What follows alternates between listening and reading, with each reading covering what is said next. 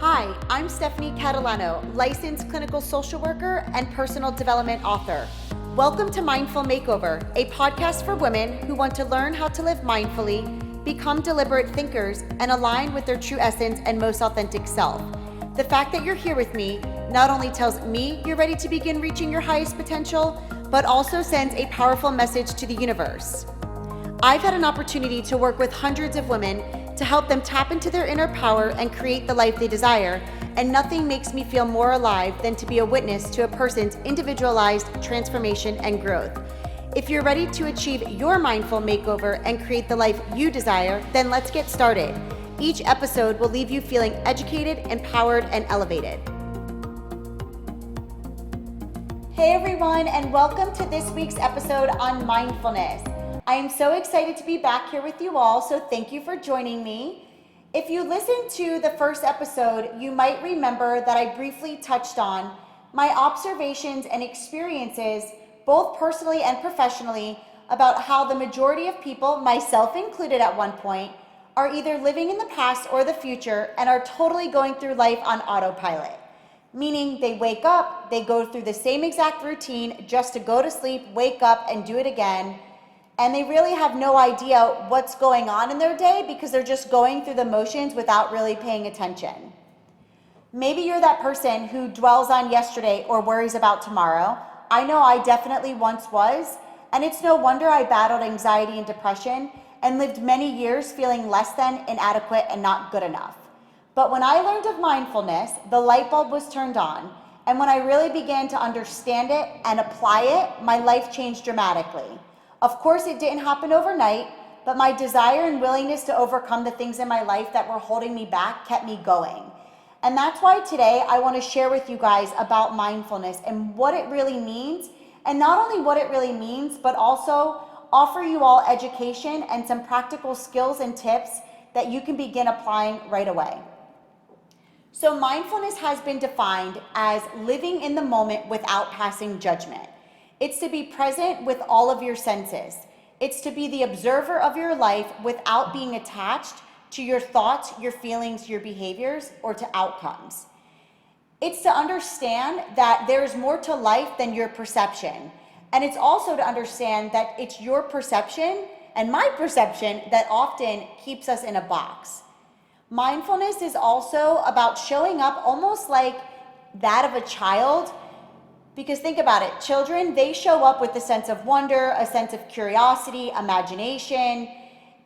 When something goes wrong in their life, they might have a moment for 5-15 minutes, but then they're able to let it go and move on. They don't hold on to things, which, if you're honest with yourself, is very different than that of us as adults. We tend to get stuck, we tend to dwell, we hold on to things, we personalize things, and we really struggle with staying in the present because our lives are moving so fast, and most of us have endless responsibilities, things to do lists that are only getting longer and longer. But I'm here to tell you that it's possible.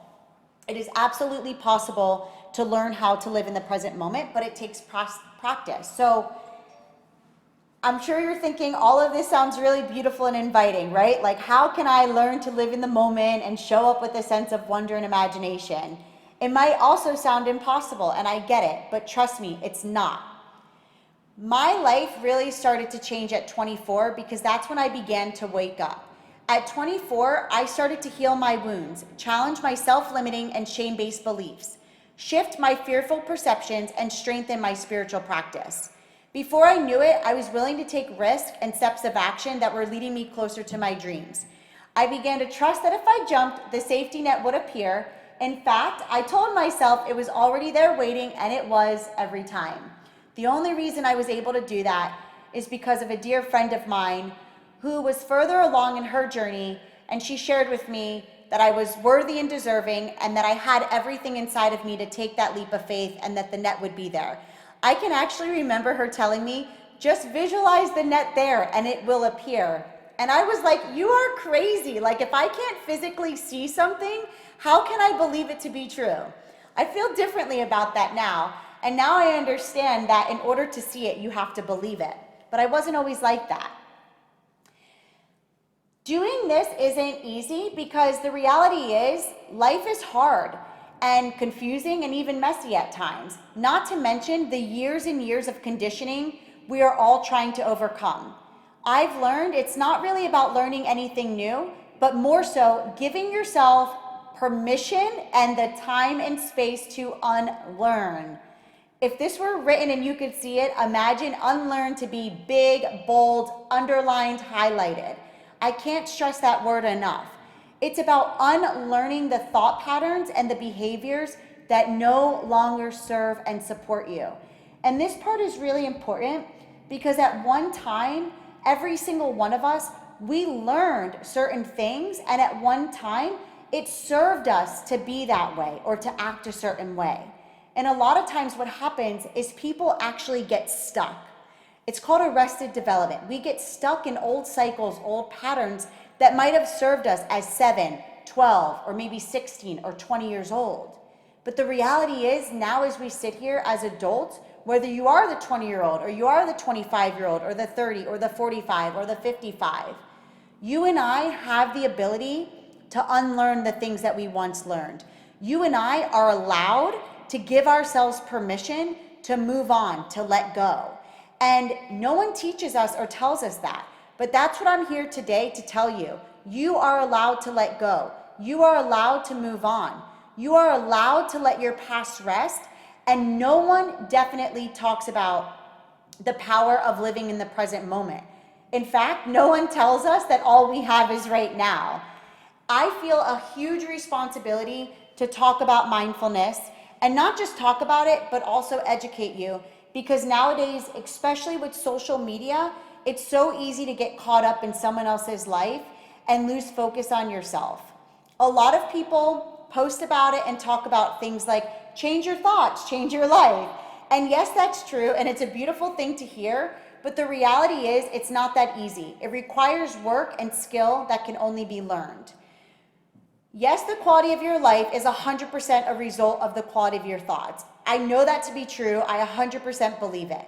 But the truth is, some people, maybe you, and I know this was once me, you're experiencing nothing but negative thoughts. You see the world in a negative place.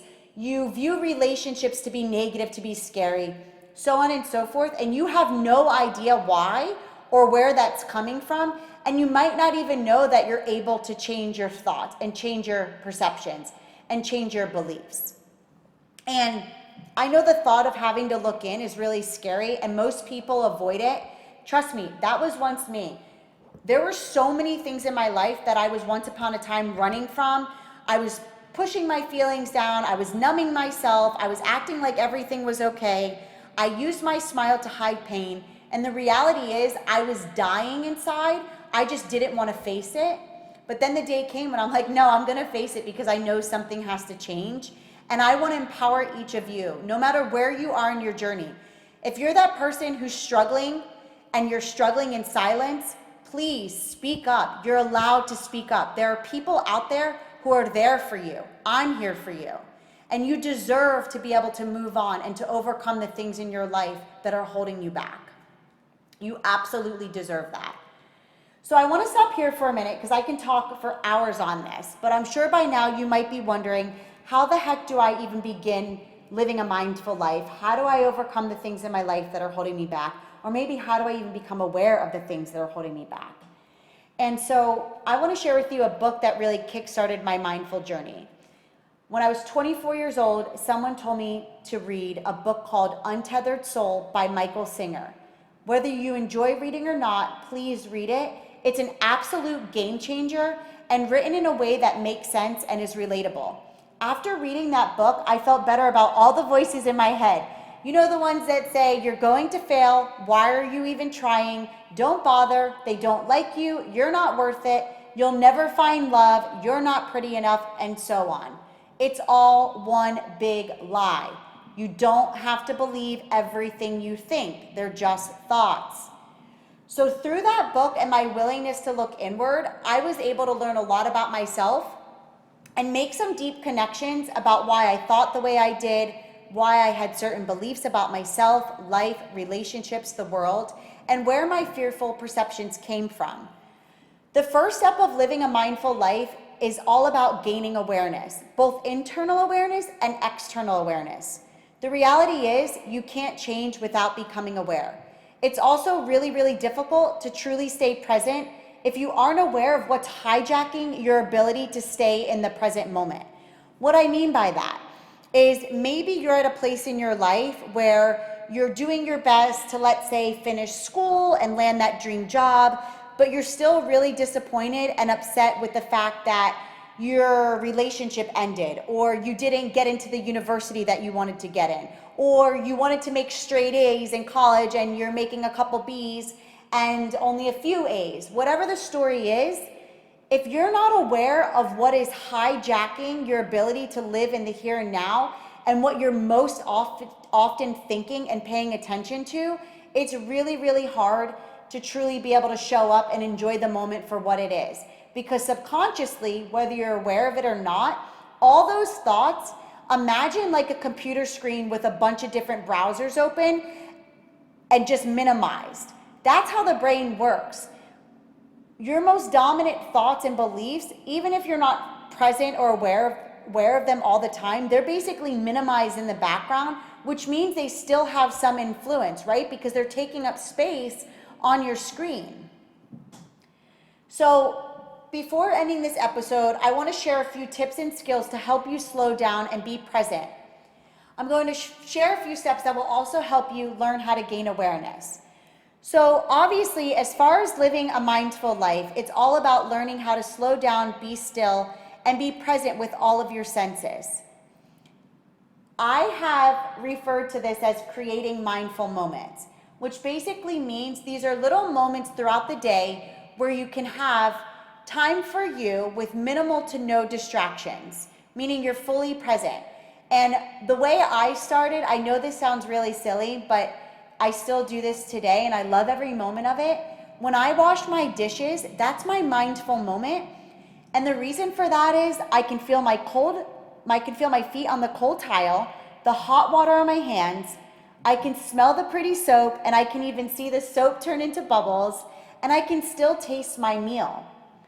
That's a perfect example of a mindful moment because I am present and aware with all of my senses. It doesn't have to be washing the dishes though. You can have these types of moments when you're taking a hot bath or maybe when you're driving. Put your phone away, unplug, observe all that you can see, smell, hear, feel, and taste. Maybe you see pretty butterflies, maybe you stare at the clouds, maybe you're listening to your favorite music, maybe you're sitting in the tub and you can feel the hot water and the bubbles and the smell and you're just thinking about your day and really just soaking up that moment and feeling grateful for all that is. The idea is to get so immersed in the moment and do your best not to worry or stress about what's to come. Meaning if you're in the tub and you're really enjoying it and you're relaxing, but you're like, oh gosh, I have to get out in 5 minutes because I still have to fold laundry or I still have to clean the house or wash the dishes. The idea is that you only have that moment while you're in the tub, so enjoy it. Enjoy it. Okay, so as far as gaining awareness, I'm going to offer you a couple skills. I want you to get a piece of paper out or write some notes in your phone because this is really, really important. If you need to pause, go ahead and pause me and come back. All right, we all have an inner critic. Can we agree on that? I'm sure you're screaming yes. There's absolutely no denying that. So allow yourself to get to know her. Get close and intimate with your inner critic. What's the conversation you're having with yourself? Then, once you become aware of your inner critic, what is she telling you? Start to pay close attention to what that inner critic is saying and when she comes alive. Is it when you're around a certain person? Is it when you think about something of your past? Is it right before you're about to take that leap of faith? You can even begin to journal about these things because that's a great way to keep track and gain awareness. Then I want you to create a mantra. A mantra is typically a powerful word or statement repeated. They're used for many, many reasons, but for this purpose, I want you to use your mantra as what I call a pattern interrupter. So for example, when you find yourself thinking, I don't deserve to have my dreams come true, or I don't have time for me, Rather than getting stuck on that thought or in that place, use the mantra to interrupt the thought. It can be something as simple as, here it goes again, or, well, that just happened, or that was old thinking, or my favorite, we aren't going there today, but thanks for sharing, inner critic. It doesn't have to be anything hard, and you can absolutely keep it neutral, but come up with at least one mantra, and when your inner critic starts talking, use it to interrupt her. You're allowed. Tell that girl to shut up.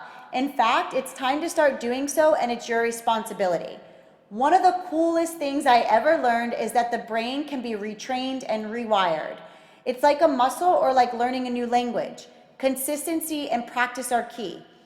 Do your best to create mindful moments, which remember is just about being aware or present. Do your best not to judge yourself. It's okay to fall down. It's normal to feel stressed.